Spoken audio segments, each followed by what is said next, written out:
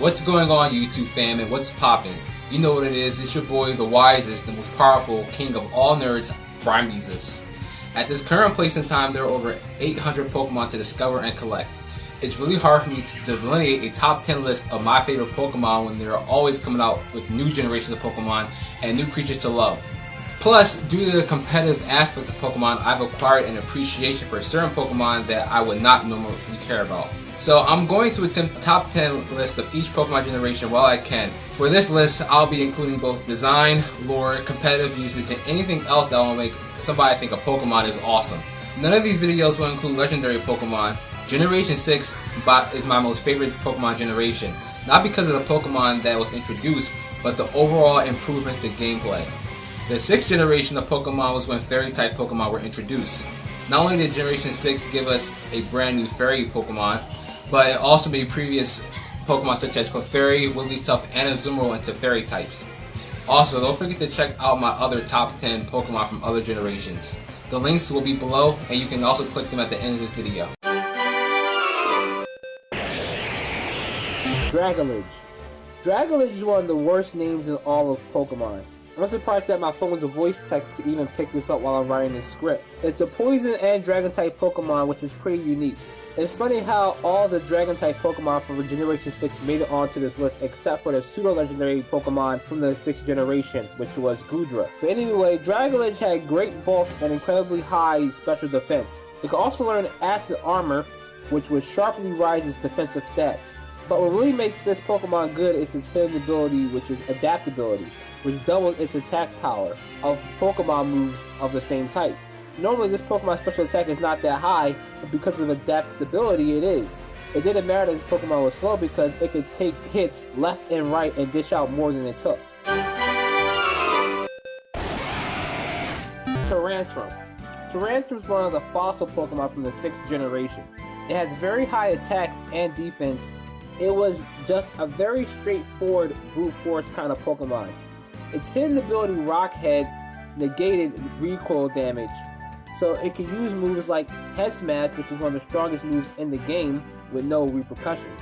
Plus, it can also learn Dragon Dance to simultaneously boost its attack and speed. Did I mention it was a rock and dragon type Pokemon?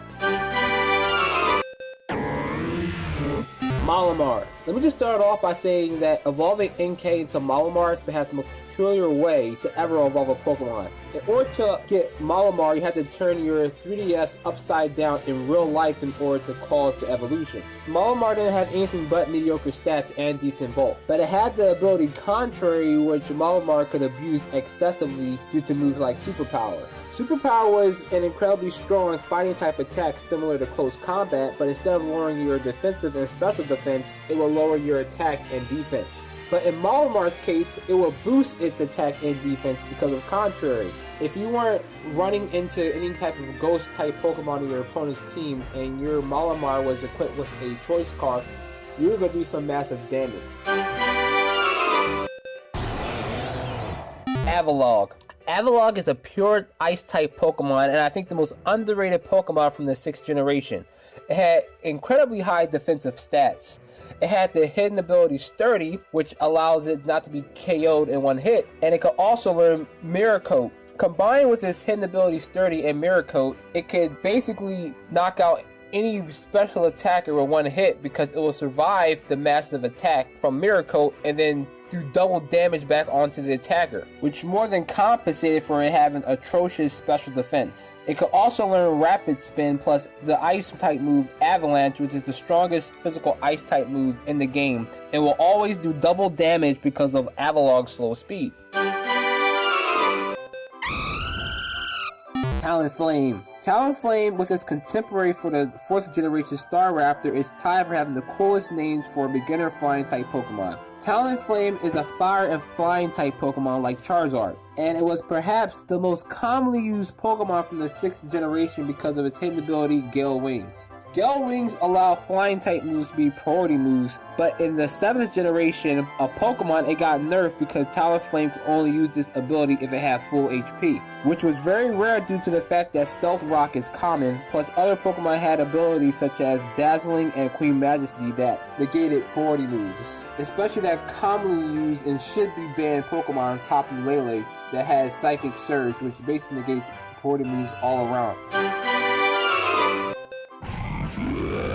Diggersby. On the surface, Diggersby has atrocious stats, but it is an amazing Pokemon to use because of its hidden ability, Huge Power.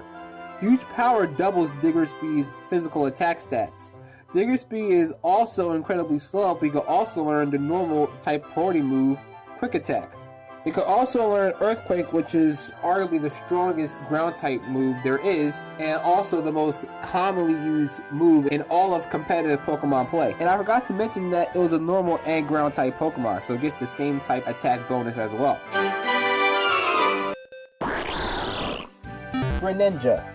Don't get me wrong, I liked every water type starter Pokemon to come about, just none of them I liked enough to put on my top 10. If I had made a top 20 for each generation, they would have been all on the list so far. Even though all the starter Pokemon were good in Generation 6, Greninja is the undisputed champ. It had the largest move pool, it was the most versatile, and it had the best hidden ability, which was Protean. Protean allowed Greninja to change its ability depending on which move it used. Greninja's hidden ability Protean allowed it to get the same type attack bonus or stab for any move that it would use.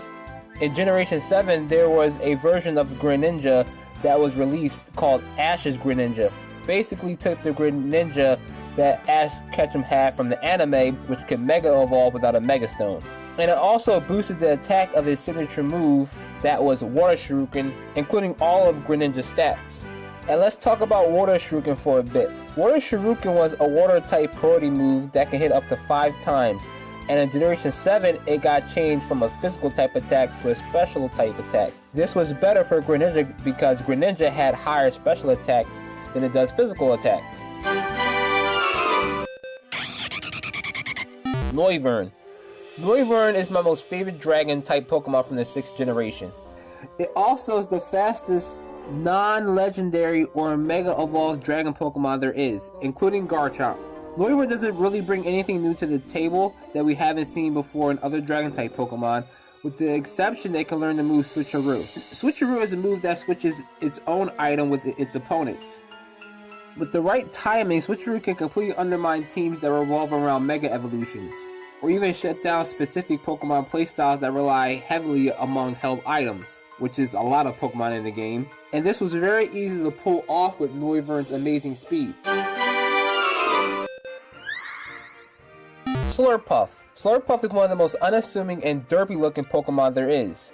But this fairy type Pokemon can be one of the most devastating Pokemon to face off against in just 2 turns. Slurpuff has good bulk and is resistant to a lot of attacks due to its single fairy typing. It has the hidden ability Unburden, which doubles its speed whenever it uses or loses an item. It could also learn Cotton Guard, which greatly raised its defensive stats by 3 stages, as well as Calm Mind to raise its special defense and special attack simultaneously. If it had its hidden ability Unburden activated, and also managed to use a Calm Mind and a Cotton Guard, it was game over. Aegislash. Aegislash was a ghost and steel type Pokemon that was very unforgiving to play against. It had the character-specific move that was called King's Shield. It's a move that worked just like Protect, but whenever a Pokemon made physical contact against King's Shield, it would reduce their attack stats by 2 stages. It also had the unique ability Stance Change, which would swap its offensive and defensive stats depending on whether it was using attacking or defensive or status moves, except for its speed and hit points. Its attack and defense stats were nearly off the charts. Plus, it can make up for its slow speed due to Shadow Sneak or even use Automize to greatly boost its speed. Anyway guys, that wraps up my top 10 list of Pokemon from the 6th generation. Please let me know in the comments what your favorite Pokemon from Generation 6 is. Don't forget to like this video and subscribe to my YouTube channel if you haven't already. And don't forget to check out the other marvelous Pokemon content on my YouTube channel as well. This is your boy, Brian Meezus, the wisest and most powerful of all nerds. I will see you guys next time with Generation 7.